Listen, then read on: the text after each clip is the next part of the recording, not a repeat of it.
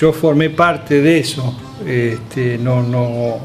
No es que yo junté la gente y armamos la mesa. La fecha que nosotros ponemos como fundacional de la mesa es el 19 de noviembre de 2008. El Consejo Deliberante de acá de San Nicolás atendió, digamos, un pedido que nosotros hicimos para que fuera declarado ese día como Día de la Memoria para los nicoleños, porque nosotros ya hacía unos años antes veníamos trabajando esa fecha del 19 de noviembre como un día en que había ocurrido un hecho muy fuerte, muy trágico en la historia reciente de San Nicolás, que fue lo que se conoció y se conoce como la masacre de calle Juan B. Justo. Pero en realidad la mesa ya existía de un tiempo antes, cuando en el 2005 se comenzaron a tramitar los juicios acá en el Juzgado Federal de acá de San Nicolás. Nos empezamos a reunir un grupo de compañeros alrededor de los familiares que venían a hacer las denuncias acá a San Nicolás y otros compañeros que veníamos trabajando el tema de la memoria, particularmente en la Escuela de Arte de acá de San Nicolás, donde yo soy docente. Y bueno, ahí en la Escuela de Arte veníamos trabajando nosotros con la Comisión Provincial por la Memoria. Ahí se hizo la primera convocatoria del programa Jóvenes y Memoria. El 19 de noviembre de 2005 es donde hicimos la primera recordación pública que se hizo en la Escuela de Arte con el Centro de Estudiantes de la Escuela de Arte. De alguna manera ahí es como cuando la mesa empezó a cobrar forma. Bueno, mi participación y compromiso con la mesa...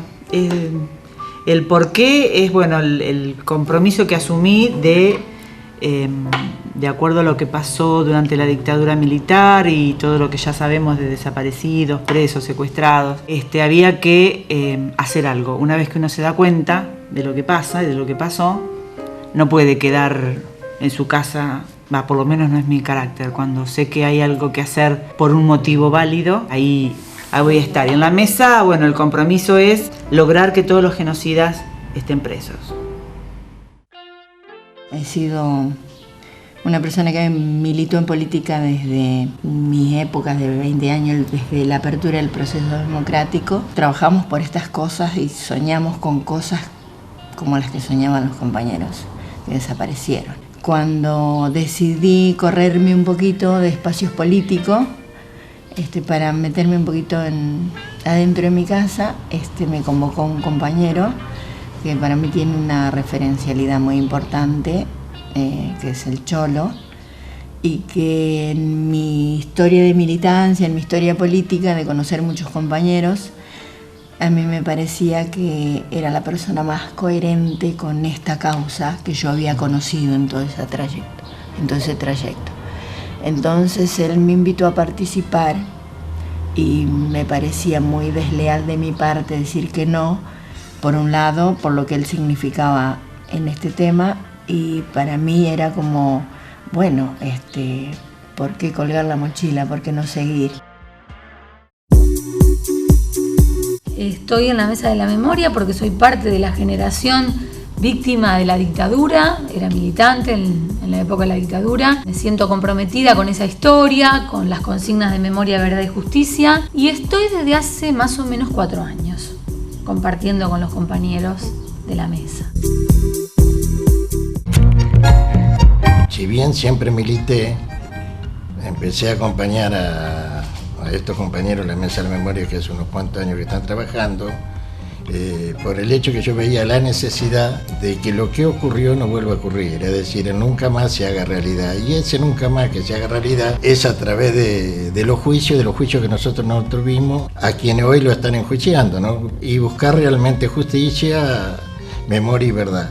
La memoria es, a diferencia de la historia, está viva. Y cuando nosotros nos unimos, nos juntamos, ahí es donde empezamos a recordar distintos hechos, a donde lo podemos llevar hacia los demás para que lo que ocurrió no vuelva a ocurrir. Y aquellos genocidas que hoy están libres caminando por la calle, realmente se le haga realmente justicia, sin odio, sin rencor, pero realmente justicia, que estén en el lugar que tienen que estar, en una cárcel común. ¿Qué le pasó en la época de la dictadura? En mi caso, yo en ese tiempo, cuando fue el golpe, yo tenía 18 años. Había terminado la secundaria, yo hice la secundaria en el Colegio Don Bosco. En esa etapa, que fue del 73 al 75, la etapa de la democracia, hubo como una primavera democrática y cortita, y fue a raíz de eso que, ya un poquito más grande, ya cuando estábamos en el último año, nos planteamos un compromiso político y conformamos ahí en la escuela una agrupación que se llamaba Unión de Estudiantes Secundarios, cuya identidad era peronista y adhería políticamente a lo que se conocía como montoneros. Organizamos un campeonato de vóley dentro de la escuela. O sea, hicimos una serie de actividades que en su momento eso llamó mucho la atención y no les cayó muy bien a algunos sectores que tenían que ver con los servicios de inteligencia ese tiempo. Volví a San Nicolás a fines del 76, en el 77 estaba de nuevo acá en San Nicolás, y en los primeros meses, más precisamente el 4 de mayo del 77, me secuestran. Estuve casi un mes, más o menos alrededor de un mes, en calidad de desaparecido. Por suerte, como desaparecí en la esquina de mi casa, los parroquianos ahí hice bastante lío cuando me agarraron. Me resistí bastante y grité bastante. Entonces, los parroquianos ahí del Bar Pancho avisaron a mi familia. Mi vieja, que era bastante así devota, digamos, de ir a la iglesia y esas cosas, se puso en contacto con el que era obispo en aquel tiempo, Ponce de León, y le pidió a Ponce de León que intercedieran por mí y después por otros compañeros que también habíamos caído. Volvimos a aparecer, porque después nos hacen aparecer. Fue debido a esa acción de este obispo, que después muere en un supuesto accidente. Estuve como preso político detenido, primero acá en la unidad penal de acá de San Nicolás, y después me fueron paseando así por varios penales. Hice como la universidad, pero en la cárcel. Trabajando en mi primer trabajo, después de estudiar, yo terminé de estudiar en el 73, en el transcurso después del golpe militar, a los poquitos meses secuestran a un compañero de trabajo. Y bueno, ese fue mi primer contacto con lo que estaba pasando realmente. Porque empecé a preguntarme por qué. Era un compañero de trabajo, iba a trabajar todos los días igual que yo, nos encontramos en el camino a trabajar y yo no veía ningún motivo porque alguien se lo tenía que llevar, ponerlo preso. Y bueno, al compañero lo detuvieron, estuvo desaparecido durante mucho tiempo. Estábamos todavía en época no de dictadura, sino todavía estábamos en época del gobierno de María Estela Martínez de Perón, y la AAA fue la que secuestró a este compañero. Y después, el trabajo que tuve después en una agencia marítima, ahí secuestraron a un compañero mientras yo estaba ahí. O sea, el operativo fue mientras estábamos todos los compañeros ahí. Yo no fui víctima directa, pero sí me considero una víctima toda la sociedad fue víctima de la dictadura. Y a raíz de eso, bueno, después cuando él, aparece, por suerte, lo ponen a disposición del Poder Ejecutivo Nacional, y ahí empezamos a caminar el tema de derechos humanos. Y yo me comprometí con ese trabajo a partir de ahí. Cuando él vuelve de la cárcel, vuelve a trabajar, cuando surge lo de Kirchner con la bajada del cuadro y la apertura, dejar sin efecto las leyes de obediencia debida y punto final, como que se podía volver otra vez a creer en la justicia y practicar la memoria y todo esto que hablamos de memoria, verdad y justicia.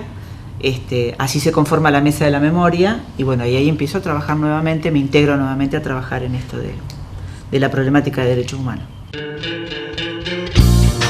¿Qué te sucedió en la dictadura militar? Yo iba al colegio y en el colegio de esas cosas no se hablaba. Entonces uno vivía como en una especie de burbuja y sin preocuparse y preguntarse demasiado el porqué de algunas cuestiones, ¿no? Por ejemplo, yo salir del colegio al que iba, que era el Nacional, y que el preceptor te pidiera por favor que no te quedaras en la plaza, y vos salir cuestionando al preceptor porque no te dejaba estar en la plaza como si él fuera el dueño de la plaza, y después tuvo que transcurrir un largo tiempo y lo único que estaba haciendo ese preceptor era tratar de protegernos debido a la realidad que se vivía en ese momento, porque a mí me llevó tiempo entender el por qué no podíamos pararnos 4 personas en una plaza y conversar o divertirnos porque éramos pibes sin estar corriendo riesgo. En ese momento no lo entendíamos, pero no lo entendíamos porque yo creo que tenía que ver con todo un contexto, que arrancaba desde la familia y después terminaba en el colegio. ¿Qué le pasó en la época de la dictadura? Bueno, el 10 de agosto de 1976 llegaron 2 camiones del ejército a mi casa y nos detuvieron. Primero hicieron todo un operativo de rastrillaje, dieron vuelta a toda la casa, tumbaron todos los placares, dieron vuelta a todo y nos detuvieron a mi hermana, que tenía 19 años, yo tenía 15, y a mi papá. Y nos llevaron en los camiones después de estar todo el día revisando la casa. Más o menos a las 3 de la tarde nos llevaron al cuartel, nos pusieron en un calabozo y a la noche, tarde, nos trasladaron a la seccional de la Policía Federal y ahí estuvimos detenidos 3 días. Por esas cosas que uno no sabe, porque a otros compañeros no les fue tan bien como a nosotros. Después de 3 días nos liberaron. Primero me liberaron a mí, porque era la menor. Y después los liberaron a mi papá y a mi hermana. ¿Qué te pasó en la época de la dictadura? Quiero aclarar que yo tenía una larga militancia. Una militancia primero en el campo social y después en el político y también en el gremial. Pero me fueron a buscar a las 1:30 de la mañana, golpearon la puerta. Me levanto, miro por la virilla y vi como 7, 8, 10, 15 tipos ahí, todo disfrazado, algunos con gorra de mexicana, otro pintado la cara, otro tapado, otro con unos pulóveres altos. Abro la puerta, pasa, se me metieron adentro, me revisaron la casa de arriba y abajo, me llevaron encapuchado y con las manos atadas atrás.